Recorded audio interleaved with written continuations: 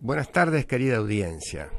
Nuevamente estoy aquí solo con ustedes, solos al mediodía, porque la doctora Magrini está disfrutando de sus vacaciones en México, lo cual me produce una sana envidia. Se lo voy a hacer pagar cuando retorne, porque soy una mala persona. Bueno, a lo mejor es un chiste, que siga disfrutando.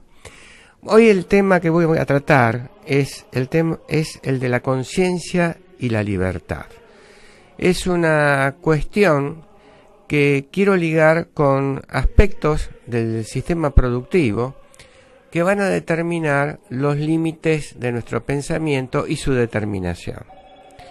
En la República Argentina hay una larga historia del análisis de la relación entre las formas de la producción y la constitución de la conciencia colectiva. El autor que comienza hacer este trabajo en forma muy interesante es Domingo Faustino Sarmiento en el Facundo, y después lo va a desarrollar en otras obras, como por ejemplo la biografía de Lincoln. En Sarmiento, especialmente la obra la biografía de Lincoln, él va a señalar un problema que existe en los Estados Unidos, que fue el de la esclavitud. El que existía en Estados Unidos, que fue el de la esclavitud. Y él vincula la existencia de la esclavitud con un modo de producción determinado, que era el de los latifundistas del sur, que estaban contrapuestos a los abolicionistas del norte, que eran industriales y granjeros, mientras que los del sur eran los señores, caballeros que tenían las grandes plantaciones con los esclavos. Él señala que esa característica del sur de los Estados Unidos se da en el resto de Latinoamérica. Y esa es la razón por la cual aparece ese señoritismo en las clases superiores y el desprecio y la servidumbre de las clases dominadas. El problema norteamericano, que se resuelve en la guerra civil más violenta que conoce la historia de la humanidad, porque en ese momento, en el siglo XIX, muere alrededor del 20% de la población de los Estados Unidos. Es como si hoy hubiera una guerra civil en ese país y murieran 6 millones de personas. En aquel momento murió 1 millón de personas en esa guerra. Y significó el cambio definitivo de la manera de pensar y de encarar la política. ¿Cuál es la comparación que podemos hacer con la República Argentina y los Estados Unidos? Nuestro país, con respecto a la esclavitud, desde su comienzo comenzó una política tendiente a su abolición paulatina. Por eso en la Constitución de 1819 se estableció concretamente el principio de la libertad de vientres, o sea, los que nacieran a partir de determinado momento iban a ser libres, nacían libres. Los esclavos que existían continuaban estando en esas condiciones, pero ya no nacían más esclavos en la población argentina.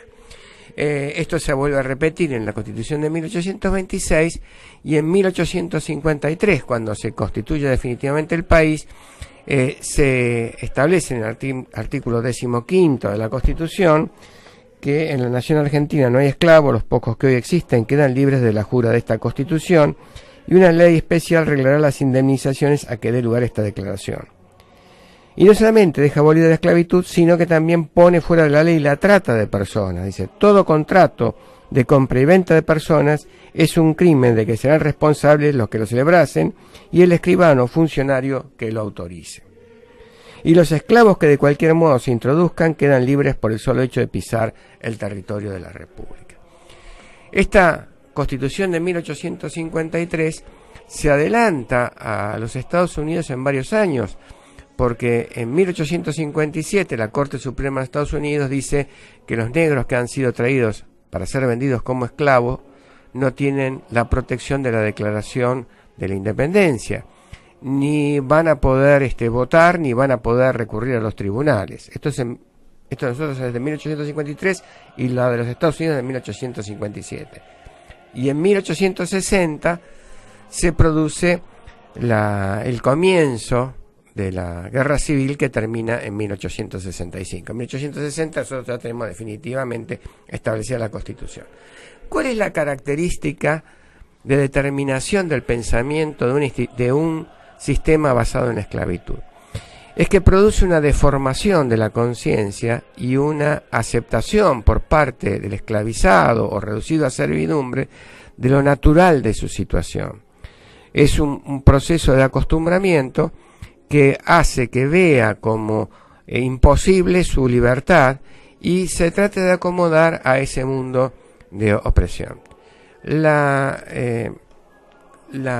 esclavitud, y esto creo que parece una cosa de la antigüedad, pero no es de la antigüedad, ha renacido a fines del siglo XX y está en comienzo a florecer casi sin mucho éxito por parte de los estados en el siglo XXI. La idea de cómo enfrentar la esclavitud y la trata de personas es una responsabilidad que nos cabe a todos nosotros, y especialmente a ese estado de conciencia que va generando la esclavitud, sea en el esclavizado que acepta su condición, como en el esclavizador que busca ideologías legitimadoras.